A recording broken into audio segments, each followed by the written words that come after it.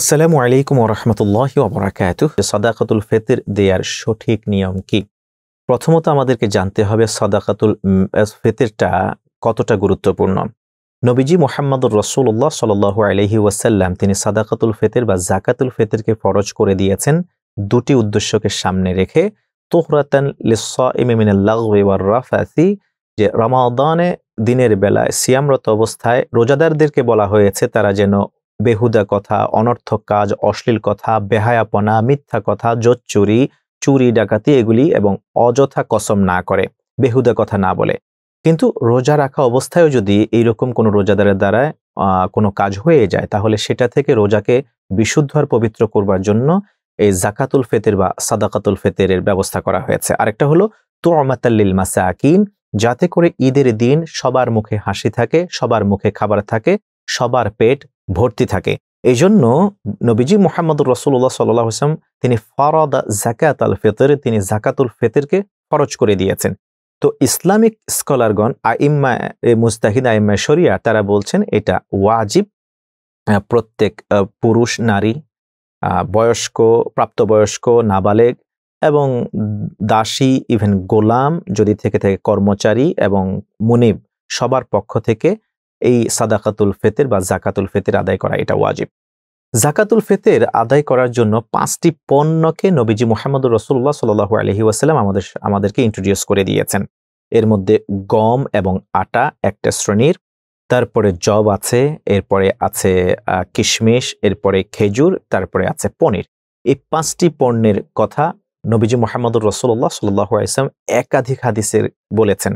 আবার কোনো হাদিসে তাআমের কথা বলা হয়েছে, অর্থাৎ খাদ্যের কথা। তার মানে হলো ইসলামিক স্কলারগণ এই হাদিসের ব্যাখ্যায় তারা বলেছেন, যেই দেশে যাকাতুল ফিতর বা সাদাকাতুল ফিতর আদায় করা হবে সেই দেশের মৌলিক খাবার, মেইন ডিশ, মেইন ফুড যেটা, সেটা দিয়েও যাকাত আদায় করলে যাকাত হবে। আমাদের এখানে প্রশ্ন হলো যে যাকাত অর্থ দিয়ে, টাকা দিয়ে আদায় করব নাকি খাবার দিয়ে আদায় করব? এটা একটি দারুণ প্রশ্ন। অনেকে এটা নিয়ে বাকবিতণ্ডা করে থাকেন। তো মুতাওয়াসসিতিন, মধ্যমপন্থী আলেমদের ভাষ্য হলো যাকাত প্রথমত খাদ্য দিয়ে দেয়াই উত্তম, যেহেতু নবীজি সাল্লাল্লাহু আলাইহি ওয়াসাল্লাম 5 থেকে 6 প্রকারের আইটেমের খাদ্যের কথা তিনি তার জীবদ্দশা তিনি বলে গেছেন। ওই সময় তিনি দিনার কিংবা দিরহামের কথা বলেন নাই, যদিও ওই সময় তাদের কারেন্সি ছিল দিনার এবং দিরহাম, তিনি সেগুলি দিয়ে আদায় করতে বলেননি।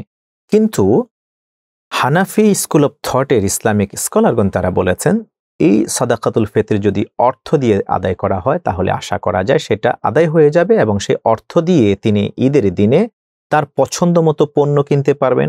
ধরুন তাদের দাবি হলো, যদি ঈদের দিনে সবাই শুধু সেমাই দিয়ে থাকে তাহলে চিনি কিনবেন কি দিয়ে, বা অন্যান্য আনুষঙ্গিক জিনিসগুলি কিনবেন কি দিয়ে। অতএব দেখা যায় অনেক সময় যদি শুধু পণ্য দিয়ে আদায় করা হয়, মাল দিয়ে আদায় করা হয়, তাহলে অনেক সময় মানুষে গিয়ে এগুলি কম সস্তা দামে বিক্রি করে এরপরে টাকা দিয়ে অন্য কিছু কিনে থাকেন। এই জন্য হানাফি স্কুল অফ থটের ইসলামিক স্কলারগণের মতে টাকা পয়সা দিয়েও যদি সাদাকাতুল ফিতর আদায় করা হয় তাহলে তা আদায় হয়ে যাবে। এরপর প্রাসঙ্গিক যে প্রশ্ন সেটি হলো সা। যেমন গম এবং আটার ক্ষেত্রে অর্ধ সায়ের কথা এসছে, আর বাকি সব কিছুর ক্ষেত্রে যেমন জব, কিশমিশ, খেজুর এবং পনির, এগুলির ক্ষেত্রে 1 সায়ের কথা বলা হয়েছে। এই সা, অর্ধ সা এবং 1 সা এখানে কতটুকু হবে এই নিয়েও অনেক বাকবিতণ্ডা হয়ে থাকে। তবে যুগ যুগ ধরে ওলামায়ে কেরাম যে ফয়সালা দিয়েছেন আমরা যদি সেটি তুলে ধরি, অর্ধ সা মানে হলো 1 কেজি 12.5 টাকা, এই টুকুন হলো পরিমাপে হলো অর্ধ সা। এই অর্ধ সা গম অথবা আটা তার ন্যূনতম কারেন্সি হলো ইসলামিক ফাউন্ডেশন কর্তৃক 2023 সালে যেটা দেয়া হয়েছে 115 টাকা সমপরিমাণ। এই 115 টাকা সমপরিমাণের গম অথবা আটা যদি কাউকে মিসকিনকে দেয়া হয় তাহলে তার যাকাতুল ফিতর আদায় হয়ে যাবে বা সাদাকাতুল ফিতর আদায় হয়ে যাবে। আর তাছাড়া অন্য ক্ষেত্রে যেমনি বলা হয়েছে জব এটা হবে 1 সা, খেজুর হবে 1 সা, পনির হবে 1 সা, এইভাবে করে কিশমিশ হবে 1 সা।